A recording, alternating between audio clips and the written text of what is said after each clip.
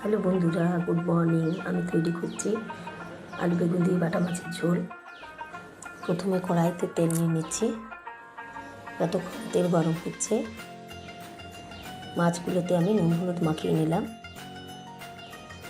তেল গরম হয়ে এসছে, এরপরে দিয়ে দেবো আলুগুলোতে একটু নুন হলুদ দিয়ে ভেজে নেব। আলু ভাজা হয়ে গেছে, আলুগুলোকে তুলে নিয়ে ওই তেলেই দিয়ে দেবো বেগুনগুলো ভাজা ভাজা হয়ে এলে বেগুনগুলো তুলে নেব। বেগুনগুলো তুলে নিয়ে ওই তেলেই আরও কিছুটা তেল দিয়ে আমি মাছগুলোকে ভেজে নেব।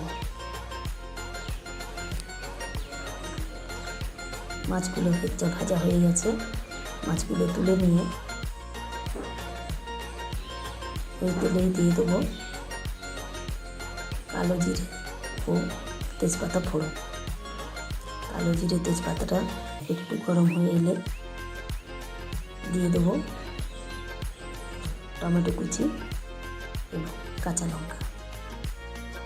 তার সাথেই দিয়ে দেবো আদা বাটা, গোটা জিরে ও সরষে বাটা। মশলাটা একটু ভাজা ভাজা হয়ে এলে দিয়ে দেবো নুন, হলুদ ও কাশ্মীরি লঙ্কার গুঁড়ো। এরপরে সব মশলাটা একটুকু নেড়ে চেড়ে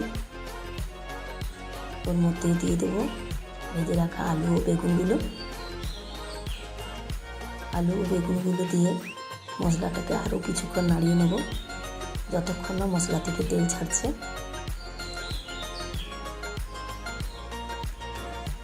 আরও কিছুক্ষণ নাড়িয়ে নেবার পর মশলা থেকে তেল ছেড়ে গেছে, এরপরে দিয়ে দেবো জল দিয়ে আবার আমি কিছুক্ষণ নাড়িয়ে নেব।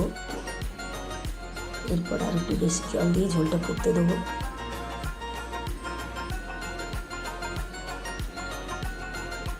ঢাকনা দিয়ে দিচ্ছি। ঢাকনা 10 মিনিট পর খুলে ফুটে একটা জল ঝেলে মাছগুলোকে দিয়ে দিচ্ছি। মাছগুলো দিয়ে আরও কিছুক্ষণ নাড়িয়ে নেব। ঝোলটা ফুটে এলে আলু বেগুনগুলো সেদ্ধ হয়ে গেছে।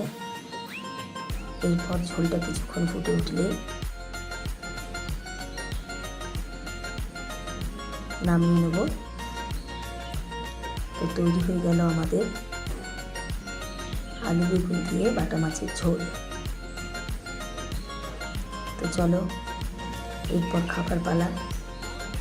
ভিডিওটি যদি ভালো লেগে থাকে তো লাইক, কমেন্ট ও শেয়ার করে দেবেন।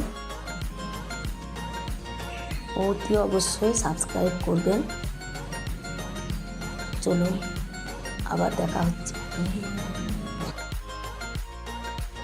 সুস্থ থাকুন, ভালো থাকুন। নমস্কার।